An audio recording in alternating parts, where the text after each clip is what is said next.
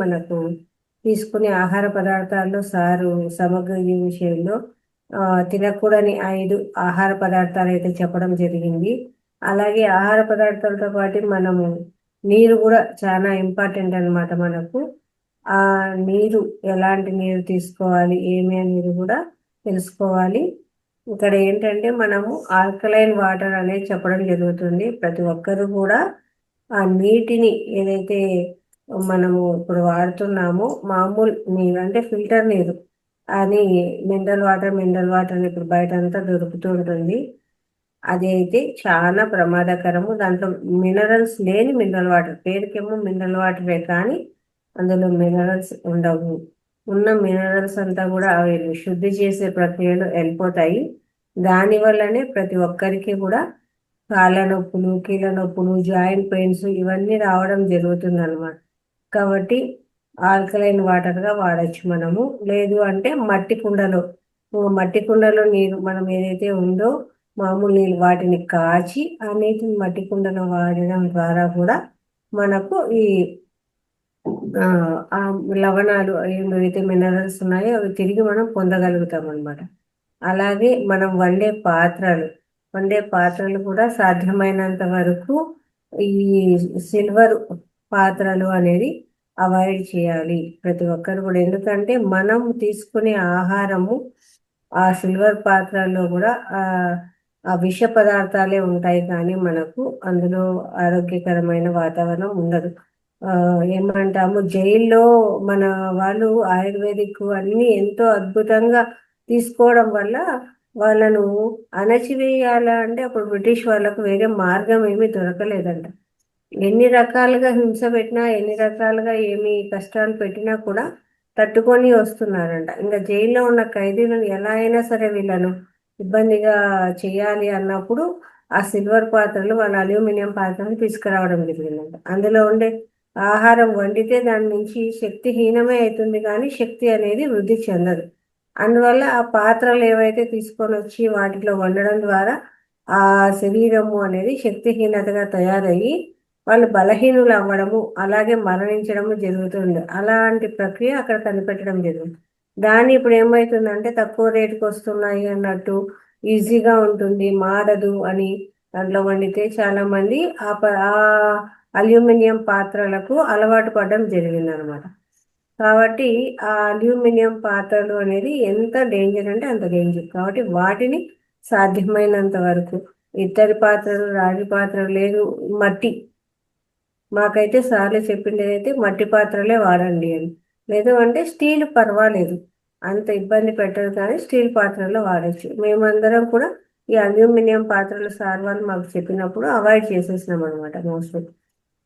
దాంట్లో కాకుండా ఉంటే స్టీల్వి, లేదు అంటే ఇంకా మనం నాన్ స్టిక్ అనేది కూడా దానిపైన వేసిన కోటింగ్ ఏదైతే ఉంటుందో దాని నుంచి కూడా మనకు విష పదార్థమే అనమాట. కాబట్టి అది కూడా డేంజరే. ఇనుముతో ఇట్లా పెంచులు కానీ మనం మట్టితో చేసినవి కానీ వాడచ్చు, కానీ ఇలాంటి వాటిని వాడకూడదు అనమాట. ఇవి కూడా మనము మన జీవన విధానంలోంచి తీసేస్తే చాలా బెటర్. మంచిగా ఆల్కలైన్ వాటర్ వాడచ్చు. లేదు ఈ రాగి బిందెలు వాటిలో బాగా శుభ్రం చేసుకొని వాటిలో నీళ్లు తాగొచ్చు. అలాగే కుండ, అన్నిటికంటే కుండ అయితే ఇంకా మంచిది అనమాట, శ్రేష్టం కుండలో నీళ్ళు. ఆ తర్వాత మనకు ఈ పాత్రలు కూడా తీసుకునే ఆహారం, ఎందుకంటే మనం ప్రతి ఒక్కరము కూడా ఫస్ట్ ఎలా తినకూడని పదార్థాలు ఏవైతే ఉన్నాయో అవి మనం చెప్పినా కూడా వాటిని వండిన తర్వాత కడుపులోకి పోతేనే కదా మనం ఎలా ఉండాలి, మనకు ఏంటి అనేది తెలిసేది. కాబట్టి ఆ వండే విధానంలో కూడా మనము సాధ్యమైనంత వరకు సిల్వర్ పాత్రలు అనేది అవాయిడ్ చేయాలి. ఇది ఒక పాయింట్.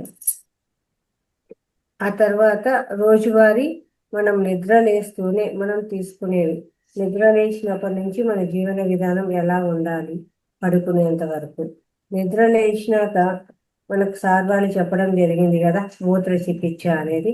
ఆ మూత్ర చికిత్స తీసుకున్నా కూడా ఆ తర్వాత మోస్ట్లీ పేస్టులు, మనం ఇప్పుడు ప్రతి ఒక్కరిళ్ళలో ఉండేవి అవే ఉంటున్నాయి. కాబట్టి మన జీవన విధానంలో ఆ పేస్టులో కూడా మనకు తెలియని పదార్థాలు అయితే విష పదార్థాలు అవి కూడా ఉన్నాయన్నమాట. అందువల్ల అవి అంటే కెమికల్స్ యాడ్ చేయడం జరుగుతుంది. కాబట్టి సాధ్యమైనంత వరకు వేప పుల్ల కానీ లేకపోతే ముందు వచ్చేది పళ్ళ పొడి.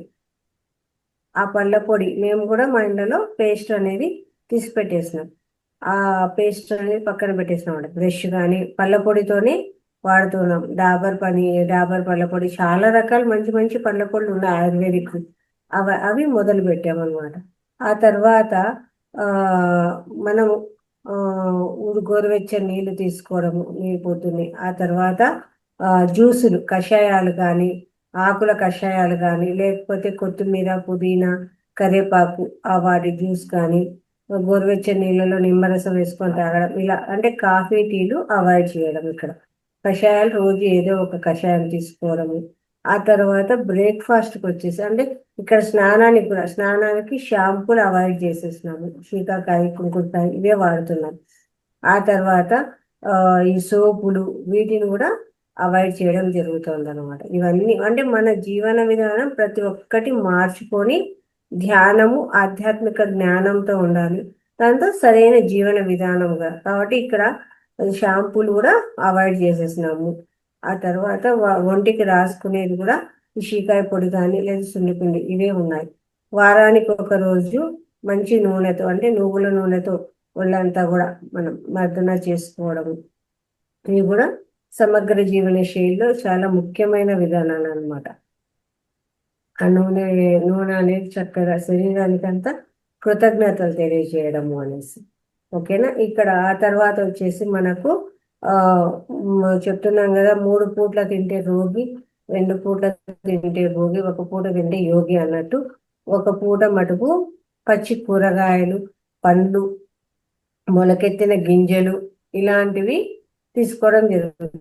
మొన్న కూడా విశ్వప్రసాద్ సార్ చెప్పారు కదా, ఉదయాన్నే దేవుడు ఇచ్చింది తీసుకుంటాము అన్నట్టు. అట్లా మన జీవన విధానంలో బ్రేక్ఫాస్ట్కు ఇలాంటివి తీసుకోవడం.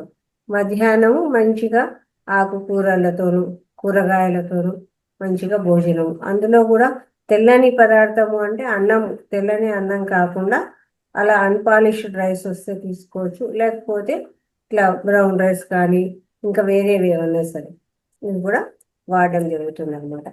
ఆ తర్వాత సాయంకాలానికి కూడా కాఫీలు, టీలు అలా కాకుండా మళ్ళీ సాయంకాలం కూడా కషాయాలు కానీ జ్యూసులు కానీ తీసుకోవచ్చు సాధ్యమైనంత వరకు. ఈ కాఫీలు, టీలు ఎందుకంటే తెల్లని పదార్థాల్లో పాలు కూడా ఉన్నాయి కదా మనకు. ఆ పాలను కూడా అవాయిడ్ చేయడం కోసం రాత్రికి ఎంత తొందరగా వీలైతే అంత తొందరగా మీరు ఏం తీసుకున్నా కానీ అంటే 7 గంటలకంతా కూడా, సార్ ఈరోజు పొద్దున కూడా చెప్పడం జరిగింది కదా మనకు, 7 గంటలకంతా కూడా డిన్నర్ కంప్లీట్ కావాలి. ఇంటర్వెల్ ఫాస్టింగ్ అంటే ఈ రోజు రాత్రి మనం ఎప్పటికీ అయిపోజేస్తాము, మళ్ళీ తిరిగి అంత పొద్దు వరకు ఖాళీ కడుపుతో ఉండడమే ఇంటర్వెల్ ఫాస్టింగ్ అంటాం.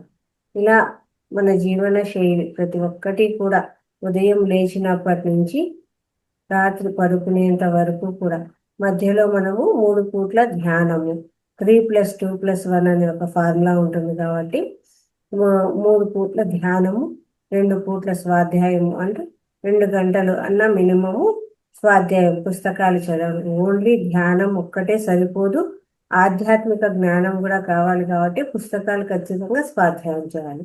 స్పిరిచువల్ బుక్స్ కూడా నేను పోస్ట్ చేయడం జరిగింది అనమాట గ్రూప్లో. అవి తెప్పించుకోమని కూడా చెప్పాను. లేదు మామూలుగా పీడిఎఫ్లు కూడా పెట్టడం జరుగుతుంది. కొంచెమైనా జ్ఞానాన్ని మనం సంపాదించుకోవాలి. అలాగే సజ్జన సాంగత్యం, మాస్టర్స్ రావడము, క్లాసులు చెప్పడం జరుగుతుంది. కాబట్టి ఇక్కడ మనం సజ్జన సాంగత్యం కూడా జరుగుతుంది. ఇలా మన జీవన శైలి పర్ఫెక్ట్గా ఉండాలి, అలాగే ధ్యానము ఉండాలి, అలాగే మనం చెప్పిన ముద్రస్, ఇప్పటి వరకు ఏవైతే ముద్రస్ చెప్పారో అవన్నీ ముద్రలు ఫాలో అవుతుండాలి.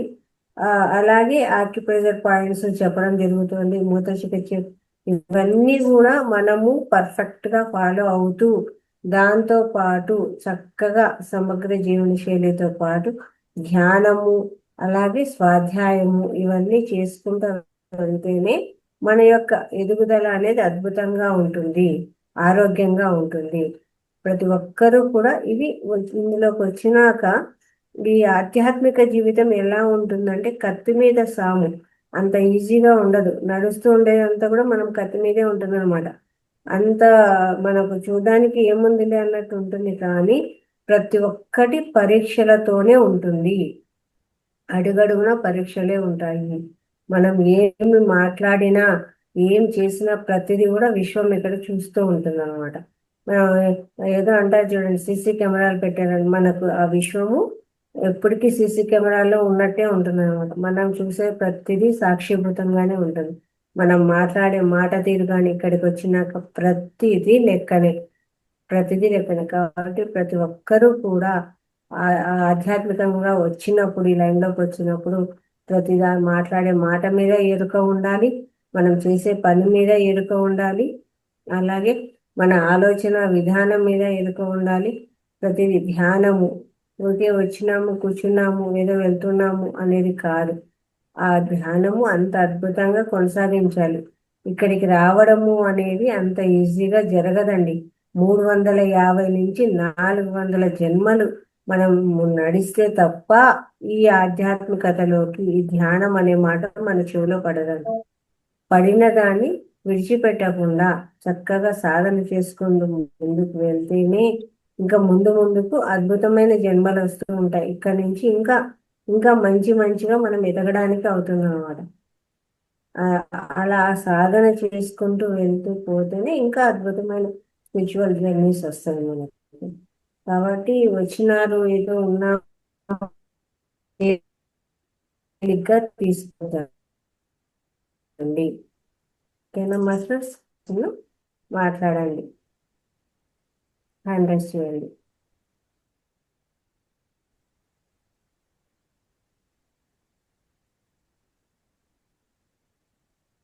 సార్ చెప్పిన ముద్రలు అందరూ ఫాలో అవుతున్నారా?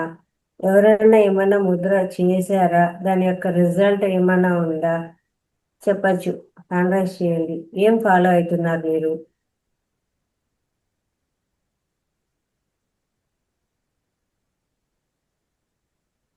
అందరు వీడియోస్ ఆన్ చేసుకోండి. మేడం నేను మూలాధార మూలాధార ముద్రను ఫాలో అవుతున్నాను మేడం. మూలాధార ముద్ర 2 ముద్రలు చెప్పారు సార్ గారు. ఆ 2 ముద్రలు ఫాలో అవుతున్నాను. ప్లస్ ఆకుపెక్చర్ కూడా ఫాలో అవుతున్నాం కంటిన్యూ. మూలాధారంది కొంచెం రిలీఫ్ గా అనిపిస్తుంది, బాగానే ఉంది మేడం, చాలా బాగుంది. అది కంటిన్యూ చేసుకుంటాం వస్తున్నాను. ఈ రోజు కూడా సార్ చెప్పారు శ్వాస తీసుకుంటూ శ్వాస వదులుతూ ఆకుపెక్చర్ చేసుకోండి, చాలా బాగుంటుంది అని చెప్పారు. అది కూడా ఒకటి ఇవాళ చేశాను నేను కంటిన్యూ, బాగా అనిపించింది మేడం. ముద్ర మాత్రం బాగుంది. మూలాధారంది యాక్టివేషన్ కోసం ఇది మన ఆరోగ్యం కూడా యాక్టివ్గా ఉంచుకోవడానికి కోసం ప్రయత్నం చేస్తున్నాను మేడం. బాగుంది, నాకు మాత్రం మంచిగా అనిపించింది, అనుభవం మంచిగా అనిపించింది మేడం. ఇంకోటి, మనకు మామూలుగా మెడిటేషన్లకు రాగానే మనం చెప్పేది అపాన వాయు ముద్ర. ఈ అపాన వాయు ముద్ర, మృత సంజీవని ముద్ర, ఇది కూడా ఫస్ట్ మనం చెప్పడం జరుగుతుంది అనమాట. మీరు విన్నారా అపాన వాయు ముద్ర, మృత సంజీవని ముద్రను? ఎందుకంటే కొత్తగా మేడం నేను ఎందుకంటే ఫస్ట్ మనము తెలుసుకోవాల్సిన ముద్రలో ఈ అపాన వాయు ముద్ర నంబర్ 1 ప్లేస్ లో ఉంటుందన్నమాట. మనం రాగానే కూడా ఎక్కువ చెప్పడం ఇదే జరుగుతుంది. ఎందుకు అంటే ప్రతి ఒక్కరికి ఎలాంటి సమస్యలు ఉన్నా కూడా 100% సొల్యూషన్ వస్తుంది అనమాట. హార్ట్ కు సంబంధించి కానీ, గ్యాస్ ట్రబుల్ కానీ, ఈ ఇంకో 90 రకాల సమస్యలను తీసేస్తుంది అనమాట ఈ అపాన వాయు ముద్ర. ఈ అపాన వాయు ముద్ర అంటే మనకు చూడండి, ఈ చూపుడు వేలు ఏదైతే ఉందో ఇలా ఈ బొటన వేలు చివరి భాగం పెట్టుకొని మిగిలిన 3 వేలు ఇలా అతికించడం అనమాట. ఇలా మధ్య వేలు, ఉంగరం వేలు, బొటన వేలు, ఈ 3 ఇలా పెట్టేసుకొని ఈ చూపుడు వేలు అనేది ఈ ఈ బొటన వేలు చివరి భాగానికి ఇలా పెట్టేసుకోవాలి. ఇలా మనకు ముందు ముద్రా థెరపీ కూడా సార్ చెప్పడం జరిగింది అనమాట. దాంట్లో కూడా ఫస్ట్ మనకు చూపించే ముద్ర, దీన్ని హృదయ ముద్ర అంటారు, మృత సంజీవని ముద్ర అంటారు, అపాన వాయు ముద్ర అంటారు. దీనితో ఎన్ని లాభాలు అంటే అన్ని లాభాలు. ఇది మోస్ట్లీ ఏదైనా హార్ట్ కు ఇబ్బంది ఉంది అన్నప్పుడు కూడా ఇంకా స్టంట్ వేయాలా అనే అట్లా సమస్య ఉన్న వాళ్ళు కూడా దీన్ని ప్రాక్టీస్ చేస్తే ఆ సమస్య నుంచి బయటపడతారు అనమాట. మనకు ఫస్ట్ చెప్పేది ఇదే అనమాట. ఇంకా గ్యాస్ ట్రబుల్ సమస్య రాని ఈ సమస్య మోస్ట్లీ ఈ నొప్పులు కానీ ఏది ఉన్నా కానీ దీని నుంచి చాలా మటుకు రిలీఫ్ వస్తుంది అనమాట. ఇది ఒక 40 నిమిషాలు పెట్టుకోవచ్చు. అలాగే ప్రాణముద్ర మనం ఎక్కువ చెప్తూ ఉంటాం, ప్రాణముద్ర అనేసి. ఇలా మనకు బొటన వేలు, ఉంగరం వేలు, అలాగే చిటికెన వేలు, ఇవి ఇవి మనకు ఇలా పెట్టేస్తే ఎనర్జీ అన్నమాట. మనకి ఎప్పుడన్నా వీక్గా ఉంది, నీరసంగా ఉంది, కొంచెం ఎనర్జీగా కావాలి అనుకున్నప్పుడు, అంతేకాకుండా ఏ ముద్ర పెట్టుకున్నా కూడా ఆ ముద్రకు శక్తిని అందిస్తుంది. ఒక ముద్ర మనం చేసినాము అంటే ఆ ముద్ర తర్వాత ఒక 15 నిమిషాలైనా సరే ఈ ప్రాణముద్ర పెట్టడం జరుగుతుంది. ఇది పెట్టడం ద్వారా మనకు ఆ ముద్ర యొక్క ఎనర్జీస్ బాగా వస్తాయి. అలాగే మనకు కూడా శరీరం యాక్టివ్ అవుతుంది అనమాట. తొందరగా ఇన్స్టెంట్ ఎనర్జీ అనాలి దీని ప్రాణముద్ర. శక్తిని బాగా ఇస్తుంది. అయితే ఇది మనం ఏం చెప్తామంటే రాత్రిపూట వద్దు అని చెప్తాం. ఎందుకు అంటే ఎనర్జీ లెవెల్స్ మనకు డౌన్ అయితేనే నిద్ర వస్తుంది. అలసిపోతాం పొద్దు నుంచి పని చేసి. ఎప్పుడైతే అలా మనకు నిద్ర అనేది వస్తుంది శరీరానికి.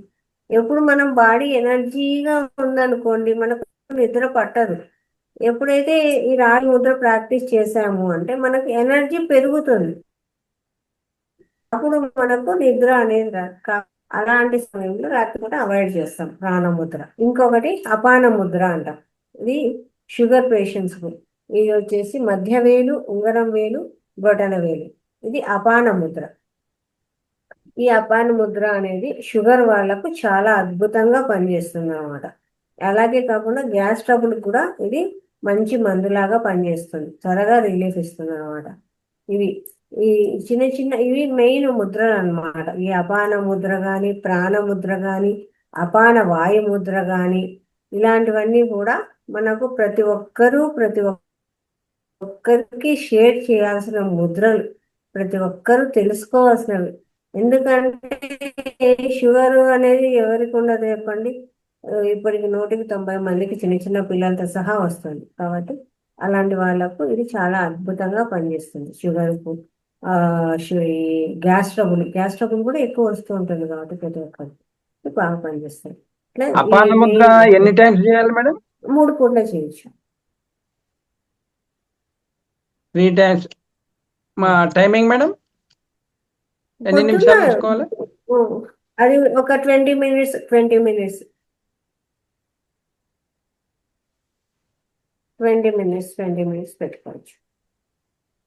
ఎన్ని డేస్ కంటిన్యూ చేయాలి మేడం? మళ్ళీ మధ్యలో గ్యాప్ వస్తే అట్లా ఏమైనా చేసుకోవచ్చా? ఎట్లది? ఏం పర్వాలేదు, చేసుకోవచ్చు. ఎన్ని రోజులైనా ఎప్పుడైనా చేసుకోవచ్చు. నాకేం లేదు కానీ మా బావగారికి ఉన్నది, చెప్దామనే ఉద్దేశంతో అడుగుతున్నాను. మా బావగారికి తమ్ముడికి ఉంది. మనం చేయాల్సిన పని అది కదా సార్, అందరికీ తెలియజేయాలి కదా. మందులతోనే వ్యవస్థ పడిపోతూ ఉంటారు. అలా అది తగ్గించవచ్చు అనమాట. ఇంకొకటి ఎక్కువ గ్యాస్ ట్రబుల్ ఉంటే కూడా ఈ వాయుముద్ర అనేది బాగా పనిచేస్తుంది అనమాట. గ్యాస్ ట్రబుల్ ఎక్కువ ఉన్న వాళ్ళకు చూపుడు వేలు పైన ఇలా బొటన వేలు పెట్టడం, ఇది కూడా బాగా అద్భుతంగా పనిచేస్తుంది అనమాట. ఇది ఇది వాయుతత్వం కాబట్టి వాయు ఎక్కువ గ్యాస్ అనేది ఇబ్బంది పెట్టినప్పుడు కూడా ఈ ముద్ర పెడతాం. అలాగే ఇప్పుడు చలికాలము యూరిన్ ఎక్కువ వెళ్లాల్సింది సార్, పొద్దున కూడా చెప్పడం జరిగింది కదా. ఇది జలతత్వం అనమాట. చిటికెన వేలు జలతత్వం. దాన్ని కంట్రోల్ చేయడం ఈ అగ్నితత్వంతో ఈ జలతత్వాన్ని ఎప్పుడైతే మనం కంట్రోల్ చేస్తామో చిటికెన వేలు మీద ఇలా బొటన వేలు పెట్టడం, దీని ద్వారా కూడా మనము యూరిన్ అనేది కొంచెం ఆపచ్చు అనమాట. ఈ చలికాలంలో ఎక్కువ పోతూ ఉంటారు. అదే దీంతో ఇలా చిటికెన వేలు, కొన భాగము, ఇక్కడ చూపుడు వేలు ఇలా అతికించామంటే ఉష్ణం తగ్గించడానికి. ఇక్కడ చూడండి, జలతత్వం పెరిగింది అంటే దాన్ని కంట్రోల్ చేయడానికి దాని మీద పెడుతుంది. జలతత్వం కాకుండా శరీరంలో ఉష్ణం పెరిగింది అంటే చిటికెన వేలుకు అలాగే చూపుడు వేలుకు అతికిస్తాం అంతే. అంటే దీంట్లోకి దీన్ని జలతత్వాన్ని పంపిస్తాం, దీన్ని కంట్రోల్ చేస్తాం ఉష్ణాన్ని. అర్థమవుతుందా? ఓకే మేడం, అర్థమైంది మేడం. జలతత్వాన్ని కంట్రోల్ చేయడం కోసం ఇది.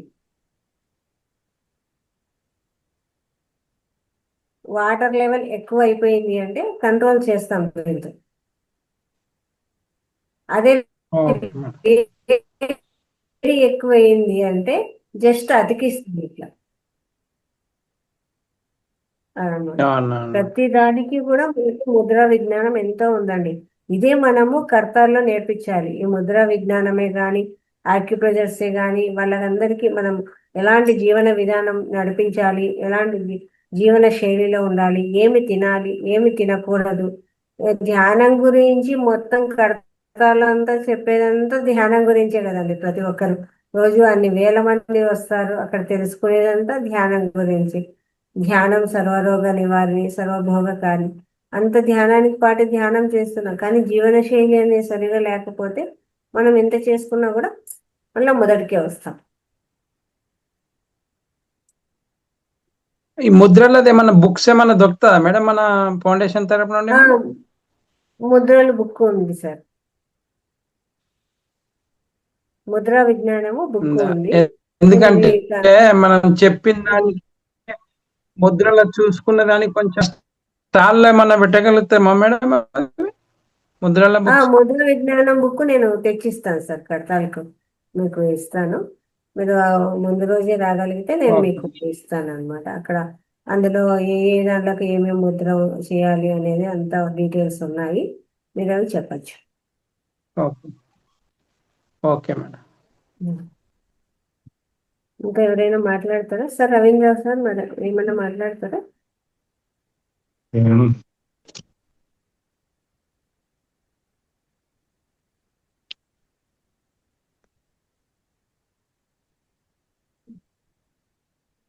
ఇంకా ఇంతవరకు మీరు ఇన్ని రోజుల నుంచి క్లాస్లో ఉన్నారు కదా, ప్రతి శుక్రవారం కూడా సమగ్ర జీవన శైలి అనేది చెప్పడం జరుగుతుంది. మీరేమన్నా ఓ, వాటిని చెప్పిన వాటిని ఫాలో అయ్యారా ఎవరైనా సరే? ఏం రిజల్ట్ వచ్చింది? ఎందుకంటే మనం చెప్పుకుంటా పోతుంటే సరిపోదండి, వాటిని ఆచరణ కూడా ముఖ్యమే కదా. ఎవరైనా ఏమన్నా ఆచరణ చేశారా? చేసింటే మీకు ఎలా అనిపిస్తుంది? దయచేసి అన్మ్యూట్ చేసుకొని మాట్లాడండి.